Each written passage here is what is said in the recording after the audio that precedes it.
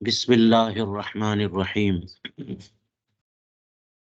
الاشباح والنظائر میں کتاب الامانات کا درس جاری ہے۔ آج کے فروع دیکھیں، فرماتے ہیں الامین اذا ہلکت الامانت عنده لم یضمن۔ امین کے پاس امانت ہلاک ہو جائے تو وہ ضامن نہیں ہوتا۔ یہ تو ہر امین، امین جو لفظ ہے یہ عام ہے نا، یہ کیا ہے؟ مودع جو ہے وہ بھی امین ہے، اور وکیل بھی امین ہے، وصی بھی امین ہے، ناظر اور متولی بھی امین ہے، اور اسی طرح سے مستعیر جو ہے وہ بھی امین ہے۔ تو یہ لفظ جو ہے نا سب کو شامل ہو گیا، یعنی مگر جب کی تعدی ہو، امین کے پاس امانت ہلاک ہو گئی تو ضامن نہیں ہے جب تک کہ تو اب اللہ کہہ کر کے کیا کہہ رہے ہیں؟ اذا سقط من یدہ شیء علیہا فہلکت، مگر جب کہ اسی کے ہاتھ سے کوئی شے اس امانت پہ گر جائے اور وہ شے نہیں، وہ امانت ہلاک ہو جائے، وہ امانت ٹوٹ گئی، برباد ہو گئی، قابل انتفاع نہ رہی، تو تاوان ہے۔ یعنی اس کو تعدی مان رہے ہیں، اس کو کیا مان رہے ہیں؟ اسی کے ہاتھ سے گرانا نہیں، اس کے ہاتھ سے، تو اس کو کیا مان رہے ہیں؟ حالانکہ یہ کیوں ضروری ہے کہ تعدی ہو؟ غلطی سے ہو گیا، ہم نے تھوڑی گرایا، تو اس میں کچھ اس طرح کی بات لگ رہی ہے کہ اس کے عمل سے ہو۔ لیجیے ایک فرق امین اجیر خاص اور اجیر مشترک میں، اجارہ میں اجیر مشترک میں، اجیر خاص جو آپ کا مزدور ہے، آپ کے یہاں کام کر رہا ہے، کسی اور کا کام نہیں کر رہا، تو وہ آ گیا آپ کے پاس، ٹائم دے دیا اس نے، آپ کام لینا آپ کا کام ہے، کام کرے نہ کرے اجرت کا مستحق ہوگا۔ اور اجیر مشترک کام کرے گا تب پائے گا، کام نہیں کرے گا تو نہیں پائے گا۔ تو یہ تو فرق ہو گیا، لیکن یہاں بھی فرق ایک ہے اس میں کہ دونوں میں یہ ہوتا ہے کہ دونوں ضامن نہیں ہوتے، اجیر خاص یا اجیر مشترک۔ ایک فرق یہ ہے، آپ دیکھیے جزیات کا مطالعہ کریں تو اندازہ ہوگا کہ اجیر خاص آپ کا مزدور ہے، اگر اس کے عمل سے بھی کوئی شے ٹوٹ جائے تو وہ ضامن نہیں، اور اجیر مشترک جو ہے وہ آپ کا خاص اجیر نہیں ہے، اس کے عمل سے کوئی چیز ٹوٹے گی وہ ضامن ہوگا۔ حالانکہ دونوں میں تعدی کی بات ہے کہ اجیر خاص ہو یا اجیر مشترک ہو، اگر تعدی یعنی جان بوجھ کے اٹھا کے چھوڑ دیا تب تو سبھی، چاہے مودع ہو کوئی بھی ہو، تو ضامن ہوتے ہیں۔ لیکن ان میں یہ ہے کہ جیسے مزدور کام کر رہا ہے، اب وہ دھلائی کر رہے ہیں، اس کے عمل سے کوئی چیز ٹوٹ گئی، گر گئی، تو وہ ضامن نہیں ہے۔ کسی اور سے گر گئی یا اسی سے گر گئی یا اسی کے عمل سے ایسا ہوا، لیکن اس نے جان بوجھ کے نہیں کیا، اس نے بے توجہ یا غفلت سے نہیں کیا، بلکہ ہو گیا ایسا، تو وہ ضامن نہیں ہے۔ اجیر مشترک ضامن ہے، اجیر مشترک کہ اس کے عمل کو دخل ہے، چاہے خطأ یا جیسے بھی، اس کے عمل کو دخل ہے اس چیز کے تباہ ہونے میں، تو ضامن ہوگا۔ یہی بات لگتی ہے یہاں پر بھی، انہوں نے کہہ دیا کہ اس کے عمل سے، یعنی اسی کے ہاتھ سے کوئی چیز اس کے اوپر گر گئی، وہ چیز برباد ہو گئی۔ قضا فی الوالدیہ۔ دوسرا جزیہ دیکھیے بزازیہ سے کہ الرقیق اذا اکتسب واشترى شیئا من کسبہ، ہاں، واودعہ، واو ہے وہلک عند المودع فانہ یضمنہ۔ بزازیہ میں یہ جزیہ ہے کہ رقیق یعنی غلام خالص جب کمائی کرے اور وہ کچھ اپنے کسب سے کوئی چیز خریدے، یعنی رقیق کا مطلب یہ ہوا کہ وہ کمائی کرے، یعنی معزون ہوا، اس نے کام کیا، پیسے بنائے۔ معزون جو ہوتا ہے وہ اس کی یک گنا ملکیت ہوتی ہے، اپنی کمائی سے اس نے کچھ چیز خریدی، اور وہ شے جو ہے دے دیا ودیت میں کسی کو، وہ حلقہ عند المودا، اور جس کے پاس ودیت کے طور پہ دیا تھا وہاں پہ ہلاک ہو گئی، تو یہ ضامن ہوگا. یہ کیا ہوگا؟ لکون ہی مال المولا، اس لیے کہ یہ اس کی جو کمائی ہے، تو رقیق نا، اجازت دی کام کرنے کی، اس کا مطلب یہ نہیں ہوا کہ سب کچھ اسی کا ہو گیا. تو اس نے مولا کی اجازت کے بغیر امانت وہ ودیت میں رکھا، اور مودا کے پاس وہ چیز ہلاک ہوئی، تو یہ ضامن ہوگا. ٹھیک ہے. مع ان للعبد یدن معتبرتن، حالانکہ غلام کا اختیار مانا جاتا ہے، یہ گناہ اس کا ہاتھ معتبر ہے، یعنی اس کا قبضہ معتبر ہوتا ہے، کہ اس نے اگر دے دیا تو دینا مانا جائے گا، مگر یہاں کی اجازت کے بغیر دے دیا تو یہاں پہ نہیں مانا جا رہا ہے نا. تو اس لیے کہہ رہے ہیں کہ یہاں پہ ضمان ہے. حتی لو اودع شیئا، یہ ید معتبر ہے اس کے پاس، ید غلام جب معزون ہو تو اسی کی تفریح کر رہے ہیں کہ کیسے وہ قبضہ معتبر ہے اس کا، کہ لو اودع شیئا، کہ اگر غلام نے کوئی شے ودیت کے طور پہ رکھی اور وہ چیز غائب ہو گئی ہے، فلیس للمولا اخذہ، تو مولا کو اسے لینے کا اختیار، وہ چیز نہیں، مولا غائب، وہی غلام غائب ہو گیا. لو اودع شیئا وغاب، اگر وہ اس نے ودیت کے طور پہ کوئی چیز رکھی اور یہ خود غائب ہو گیا، کون؟ تو مولا لے نہیں سکتا اس کو مودع کے پاس سے. تو اس کا مطلب یہ ہوا کہ مکمل طور پر اگر مولا کا مال ہوتا اور اس کا کوئی اختیار نہ ہوتا، تو مولا کا مال اس نے کہیں رکھ دیا ہے، وہ جب چاہے مولا لے لے. تو جب تک یہ پتہ نہ چلے کہ اسی کے کسب سے ہے اور اذن کے بعد کسب کیا وغیرہ وغیرہ تفصیلات، تب تک یہ نہیں لے سکتا. اس کا مطلب یہ ہے کہ اس کا اختیار ہے، مگر پھر بھی یہاں پر اس نے اپنے کسب سے کوئی شے خرید کر کے، اوپر جو جزیہ بتایا، مودا کے پاس رکھا اور ضائع ہو جائے تو ضامن ہے.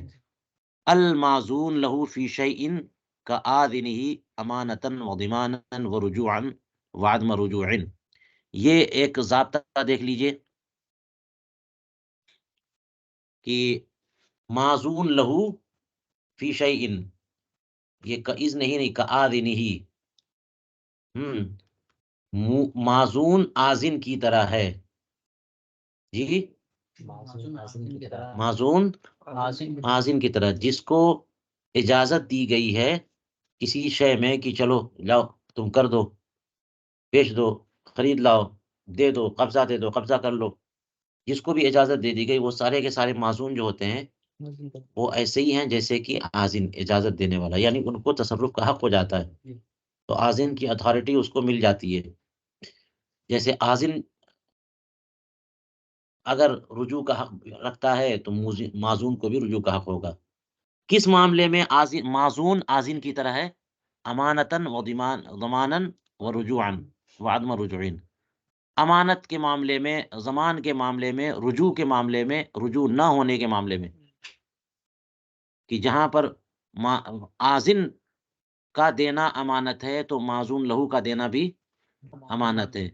جہاں آذن جو ہے کچھ کرے تو ضمان ہو، تو معزون بھی کچھ کرے گا تو ضمان ہوگا. جہاں آذن کچھ کرے اور اس کا بدل لے سکے، رجوع کر سکے، تو معزون بھی اگر کچھ کرے گا تو وہ بھی بدل لے سکے گا. اور جہاں آذن کچھ کرے اور رجوع نہ کر سکے تو معزون بھی رجوع نہیں کر سکے گا. اس عبارت کا مطلب واضح ہوا ہے نا. 3-4 چیزوں میں معزون جو ہے وہ آذن کی طرح ہے. وخرجت عنہ مسئلتان، لیکن 2 مسئلے اس سے مستثنا ہیں.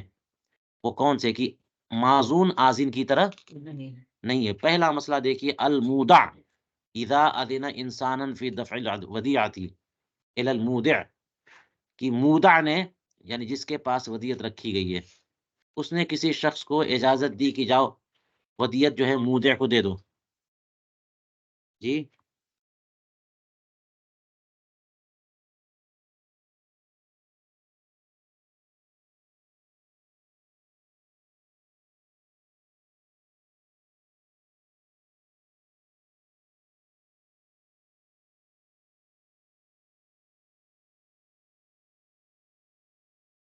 مودع کسی کو اجازت دے کہ یہ ودیت مودے کو دے دو، اس نے اٹھا کے وہ مودے کو دے دیا، فدفعها له ثم استحقت ببینت، پھر وہ ودیت جو ہے مستحق قرار پا گئی، یعنی کسی اور کی نکل گئی، اور جس نے دعویٰ کیا کہ یہ تو میرا مال ہے، اس نے بینات سے ثابت بھی کر دیا. کیا کہہ رہے ہیں؟ استحقت ببینت بعد الہلاک، ہے نا، مودے کو دے بھی دیا، اس کے بعد جو ہے وہ ودیت ہلاک ہوئی، اور ہلاک ہونے کے بعد وہ مستحق نکل گئی کسی کی، اور بینہ سے ثابت بھی کر دیا. اب کیا ہوگا؟ فلا ضمان علی المودع، تو مودع پر ضمان نہیں ہے، مودع پر ضمان نہیں ہے. وللمستحق تضمین الدافع، تو مستحق کو دافع کو ضامن بنانے کا اختیار ہے، کما فی جامع الفصولین. اب یہاں پر مودع پر ضمان نہیں ہے، یہ کیوں بات پیدا ہو گئی؟ اس لیے کہ مودع نے اجازت دی نا، اس سے استثناء ہے. اور یہ ذرا دقت رہتی ہے، یہاں پہ غور کریے.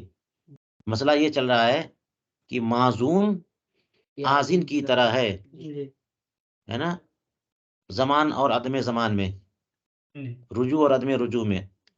تو یہاں پر مودع نے کسی شخص کو اجازت دی کہ لے جاؤ یہ سامان پہنچا دو، پہنچا دیا، اس کے بعد ہلاک اور پھر نکل گیا وہ سامان کسی اور کا.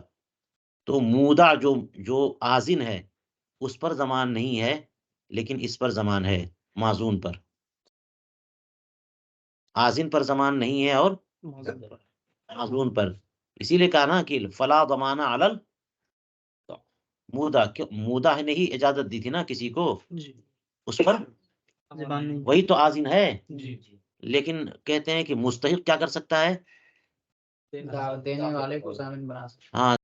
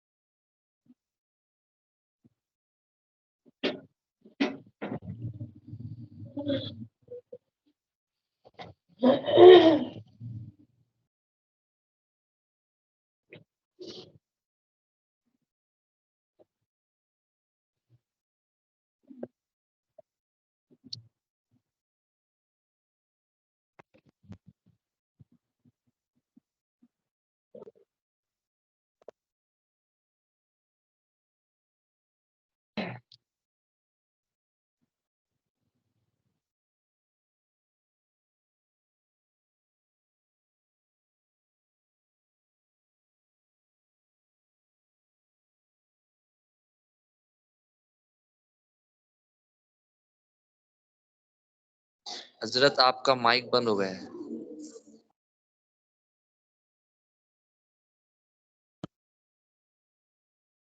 کب سے بند ہے؟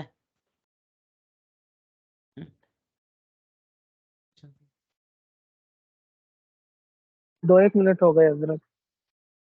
تو الاولا پہلا والا استثنائی مسئلہ ہوا تھا. جی ہو گیا تھا یہ. چلیے الثانیہ دوسرا استثنائی مسئلہ یہ ہے کہ حمام مشترک بین اثنین، ایک حمام غسل خانہ ہے جو دو آدمیوں کے درمیان مشترک ہے، دو آدمی مالک ہو گئے.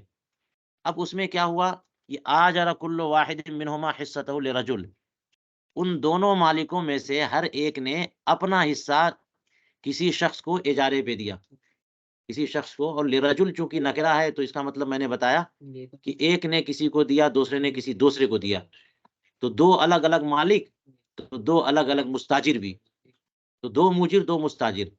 اب ثم اذن احدہما، پھر ایک نے اپنے مستاجر کو مرمت کرانے کی اجازت دی، تو اس نے کچھ کام کرا دیا وہاں پہ. لا رجوع للمستاجر علی الشریک الساکت، تو یہ جو پہلے والے کا مستاجر ہے وہ مرمت کرا دے تو دوسرے والے شریک ساکت پر رجوع نہیں کر سکتا. شریک ساکت پر یعنی دو آدمیوں نے، مالک ہے دونوں، اپنا اپنا حصہ کسی کو اجارے پہ دیا، تو دونوں مستاجر ہو گئے، دونوں کام. اب جب ایک نے اجازت دی تو مرمت جو کرائے گا وہ تو پورا پورا فائدہ ہوگا نا دونوں کا. ایک بھی کرائے گا دونوں کا فائدہ ہوگا. دیوار گر گئی، ٹوٹ گئی، سوراخ ہو گیا، تو چاہے ایک ہی دیوار ہو نقصان سب کا ہوا، بنانا دونوں پر لازم. تو ایک نے مرمت کرائی تو مرمت کرانا یہ مستاجر کی ذمہ داری تو ہے نہیں، مستاجر کا کام تو مرمت کرانا نہیں. مرمت کون کرائے گا؟ موجر کا مالک کرائے گا. مگر اجازت دے دی تو اس کا مطلب یہ ہوا کہ وہ مستاجر کرائے اور پیسہ لے موجر سے. تو یہ پیسہ، یہ ایک جو ہے مستاجر، ایک کا مستاجر یہ مرمت کرائے گا تو شریک ساکت سے پیسہ نہیں لے سکتا. یہ ہوا نا رجوع اور عدم رجوع میں، کہ ایک نے اجازت دی کہ تم مرمت کراؤ، تو یہ دوسرے کی طرف سے اجازت نہیں ہوئی، تو معزون جو مرمت کرا رہا ہے وہ وہاں پر آذن کے درجے میں نہیں ہوا، آذن کے درجے میں نہیں ہوا. اس لیے کہ اگر آذن یعنی جو مالک ہے، دونوں شریک ہے، اگر آذن اگر مرمت کراتا تو اپنے پارٹنر سے وہ لے سکتا تھا، دوسرے والے سے لے سکتا ہے. آذن کا مسئلہ الگ ہو گیا، معزون کا مسئلہ الگ ہو گیا. تو وہ جو مالک ہے وہ اگر مرمت کراتا تو اپنے دوسرے والے سے لے سکتا تھا، لیکن ایک نے اپنے مستاجر کو اجازت دی کہ تم مرمت کراؤ، تو وہ اپنے موجر کے پارٹنر دوسرا والا موجود ہے اس سے. تو فرق ہو گیا نا معزون میں اور آذن میں، رجوع اور عدم رجوع. اس میں رجوع اگر آذن رجوع کرے تو رجوع کر سکتا ہے، اور معزون کرے تو فرق ہوا. دیکھ لیجئے، لا رجوع للمستاجر علی الشریک الساکت، تو یہاں پر مستاجر جس نے مرمت کرائی ہے، وہ شریک ساکت جس نے اجازت نہیں دی ہے، خاموش رہا ہے، اس پر رجوع ولو عمرہ. اور یہ بتا چکا میں کہ اگر مرمت کون کراتا، وہی جو موجر ہیں دونوں میں سے کوئی ایک کراتا، جو شریک ہیں حمام کی مرمت کرتے بلا اذن شریک ہی، اپنے شریک کی اجازت کے بغیر، تو فإنه يرجع على شریکہ بحصته، یہاں پر اضافی اجارت الوالدیہ. بالکل واضح ہو گیا مسئلہ. چلیے ایک ضابطہ اور دو استثناء. آگے کہتے ہیں لا يجوز للمودع المنع بعد الطلب. ایک اور ضابطہ، مودع طلب کے بعد منع نہیں کر سکتا. یہ تو بالکل آسان بات ہے. مودع مانگ دے تو مودع منع کرے گا؟ اس کا تو مال ہے ہی نہیں، وہ تو تبرع کر رہا ہے کہ آپ کا سامان لے کے رکھا ہوا حفاظت کر رہا ہے. تو جب مودع مانگ لے، مودع منع نہیں کر سکتا. الا فی مسائل، مگر یہ استثناء کے لیے یہ ضابطہ بتایا. الا فی مسائل، مگر چند مسائل ہیں کہ جہاں مودع مانگ بھی دے تو مودع منع کر سکتا ہے، نہیں دے. اور دیکھیے کیا ہاں مشکل حالت ہے. لو کانت سیفا فطلبوا لیضرب به ظلما، یہ تو بالکل سمجھ میں آ رہی بات. زید نے اپنی تلوار بکر کے پاس ودیت کے طور پہ رکھ دی کہ حفاظت کرو، اور اب بکر جو ہے نا مودع ہے، وہ دیکھ رہا کہ زید کی کسی سے لڑائی ہو گئی ہے، اور دوڑے دوڑے زید آیا، لاؤ لاؤ تلوار لاؤ، جلدی لاؤ تلوار جلدی لاؤ. تو آج منع کر سکتا ہے وہ، اور یہ جان رہا ہے کہ یہ ظالم ہے، ظلمن یہ مار دے گا اس کو. تو تلوار دے سکتا ہے؟ نہیں دے سکتا. بات ہو گئی. یہاں پر مودع ودیت کو لوٹانے سے منع کر سکتا ہے. او کانت کتابا فی اقرار بمال لغیرہ او قبض کما فی الخانیہ.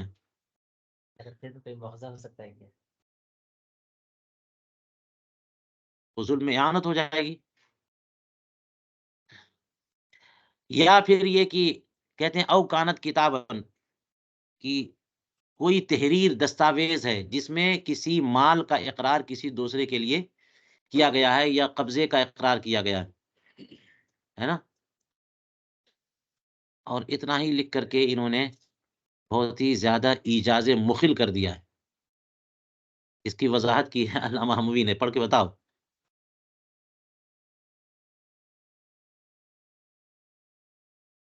اتنے سے واضح نہیں ہوگی بات کی کیا بات ہے. حموی ہے.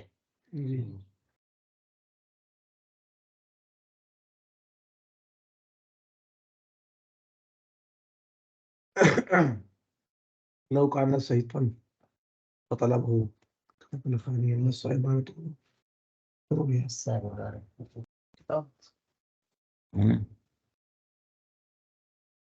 یہ ہے لو کان سیفن.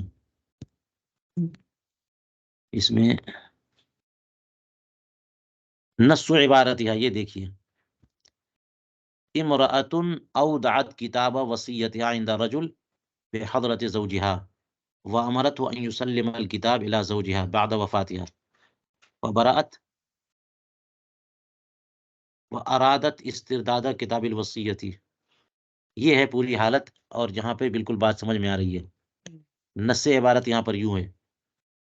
کیا ہے کہ ایک خاتون نے اپنی وصیت کی تحریر کسی دوسرے شخص کے پاس ودیت کے طور پہ رکھا وصیت کر کے جی اور شوہر وہاں موجود تھا بحضرت زوجہا. جی تو شوہر کی موجودگی میں ایک خاتون نے اپنی وصیت تیار کر کے اور بیوی بیمار تھی جیسے لگتا ہے مرض وفات میں تھی تو جلدی جلدی وصیت لکھی اس نے اور کسی کو یہ تحریر دے دی.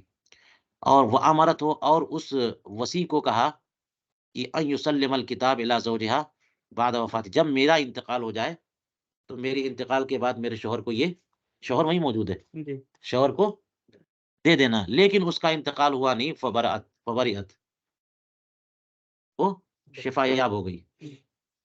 وہ ارادت استرداد کتاب الوصیت اور چاہتی ہے کہ وہ وصیت کی تحریر واپس مل جائے. وصیت کی تحریر واپس مل جائے. یہ قال الفقی ابو بکر البلخی ان کان فی الکتاب اقرار. اب یہاں پر وصی کو واپس کرنا چاہیے کہ نہیں. جس کے نہیں وصی کی بات نہیں ہو رہی ہے. موسی نے یعنی عورت نے جو وصیت کی تحریر کی کسی کے پاس ودیت رکھی تو مودع کو واپس کرنا چاہیے کہ نہیں. تو اب یہاں پہ دیکھیے تفریق کر رہے ہیں کہ فقی ابو بکر البلخی کہہ رہے ہیں ان کان فی الکتاب اقرار منها للزوج. اگر اس تحریر وصیت میں عورت کی طرف سے شوہر کے لیے کسی مال کا اقرار تھا کہ اتنا مال شوہر کا یا بقبض مہرها من الزوج یا یہ اقرار تھا کہ میں نے شوہر سے مہر وصول کر لیا میں نے شوہر سے مہر مجھے مل چکا میں نے لے لیا تھا. تو اب فللمودع ان لا يدفع الکتاب. تو مودع جو ہے وہ کہ وہ تحریر نہ دے. اس کی وجہ سمجھ میں آ رہی ہے کہ وہ اقرار لکھ چکی کہ میں نے شوہر سے مہر لے چکی ہے اور اب وہ کہہ رہی ہے اس کا مطلب پھاڑ کے پھینکنا چاہ رہی ہے تاکہ دعویٰ کرے. جی مرتے مرتے جو ہے نا وہ ایک نیکی کر کے جا رہی تھی اور اب وہ کہہ رہی لاؤ لاؤ وہی جھگڑے کی جڑ ہے. تحریر لاؤ نہیں تو میں ہاتھ پیر سے ہار چکی ہوں گی. تو ایسی صورت میں ہاں منع کر سکتا ہے مودع. وہی کہا نا فللمودع ان لا يدفع الکتاب. وان كانت المرأة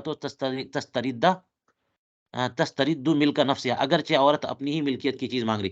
یہ بات کچھ سمجھ میں آئی نہیں یہاں پہ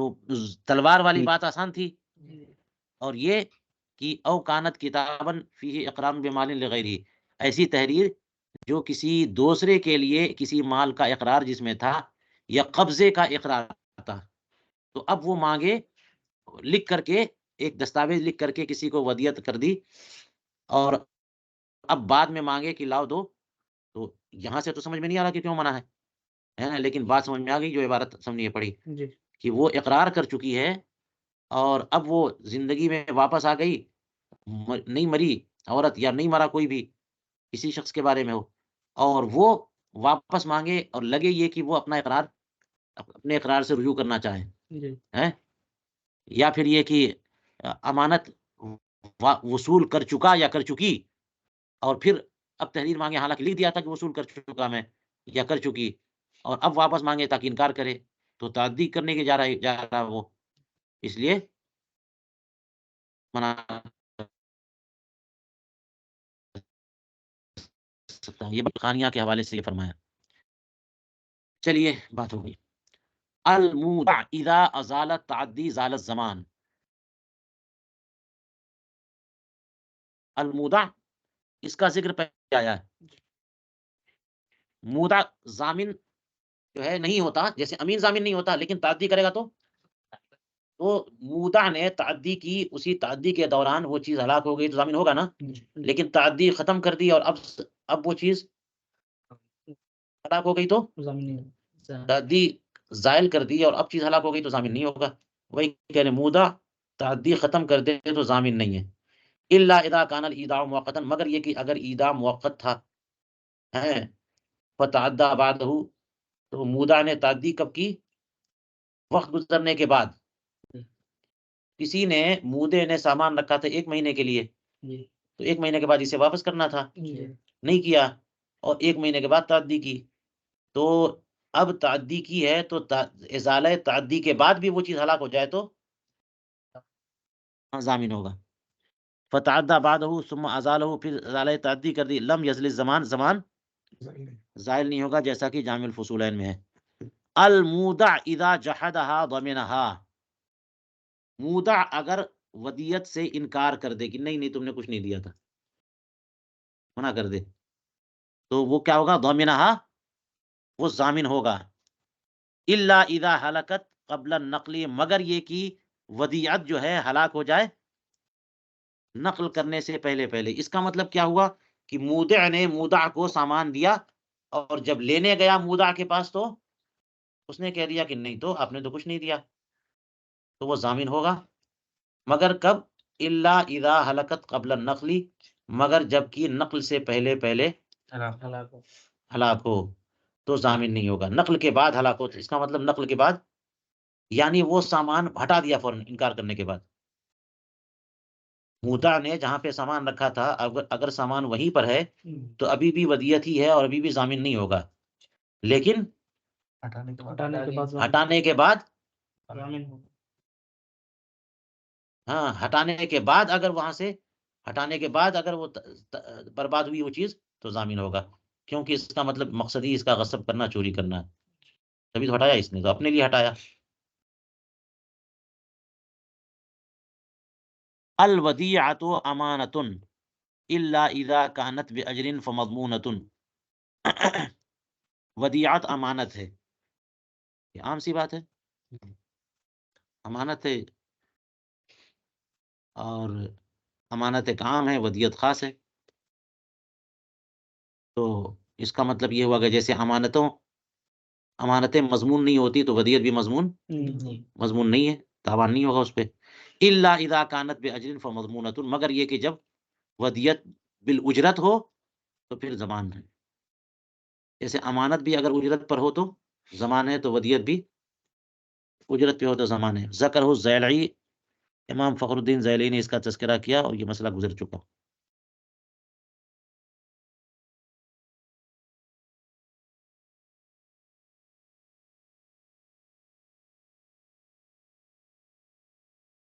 چلیے، للمعیر ان یسترد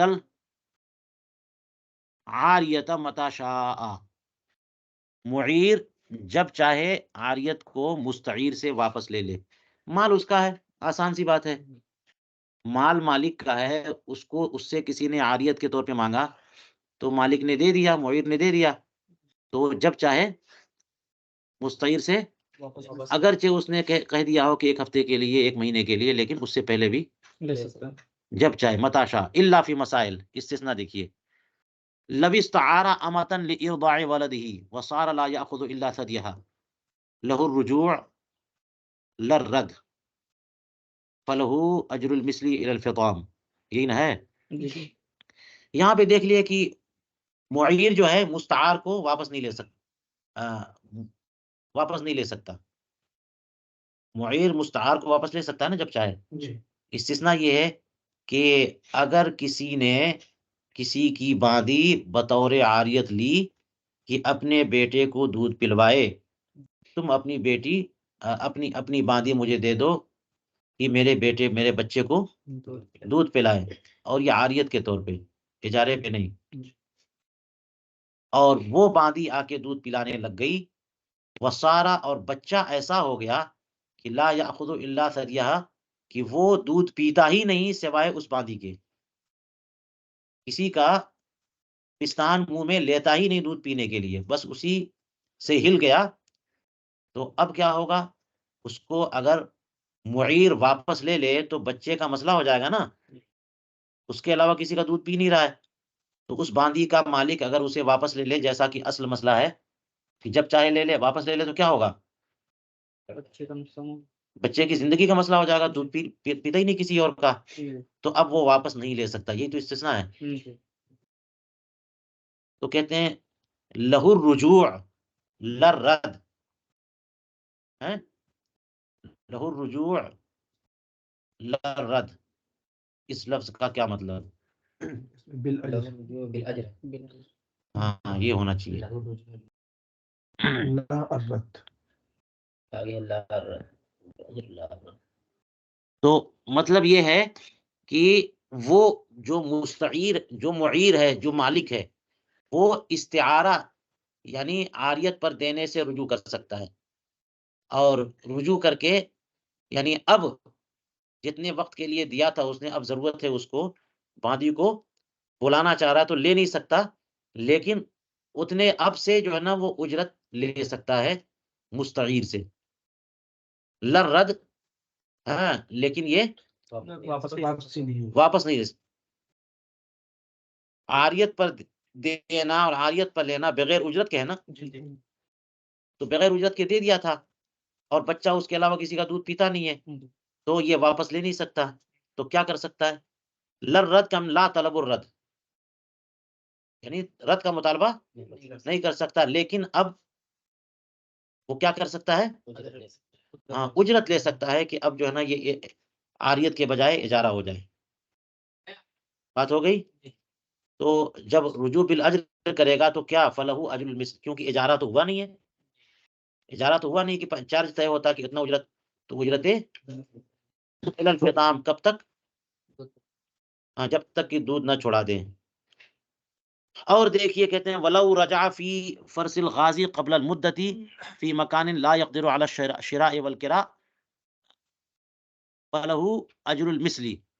کہتے ہیں ایک اور مسئلہ کہ اگر غازی کے گھوڑے میں عاریت سے رجوع کر لے مدت سے پہلے، کیا مطلب کہ گھوڑے کا ایک شخص مالک ہے، تو مجاہد اسلام غازی نے اس سے عاریت پہ لیا کہ اپنا گھوڑا دو کہ میں جہاد میں جاؤں، تو مالک فرس نے اسے عاریت پہ دے دیا.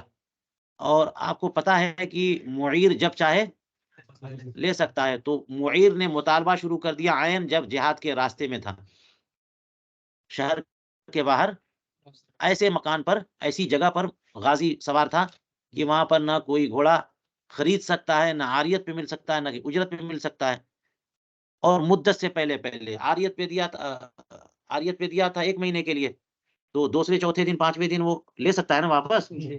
لیکن یہاں مدت سے پہلے طلب کرنے لگ جائے، فی مکان، ایسی جگہ جہاں غازی خرید نہیں سکتا اور کرائے پہ بھی نہیں لے سکتا تو واپس بھی نہیں لے سکتا وہ معیر، بلکہ کیا کر سکتا ہے؟ فلہو اجر المثلی، مالک فرض جو ہے نا وہ اجرت مثل لے سکتا ہے۔ یہ دونوں مسئلے خانیہ میں ہیں۔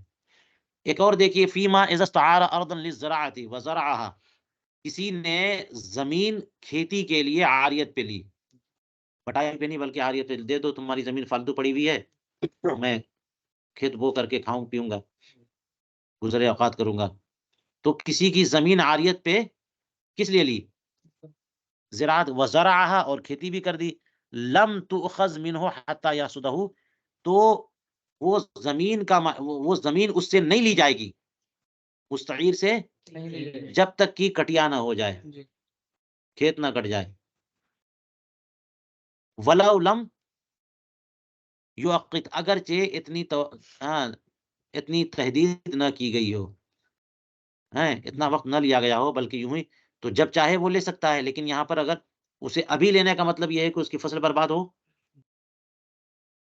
تو وہ لے نہیں سکتا واپس زمین کا مالک، پھر کیا کریں؟ وہ تترک باجل مثل، تو زمین چھوڑ دی جائے گی اجرت مثل پر۔ چلیے بس کریے آج اسی پہ۔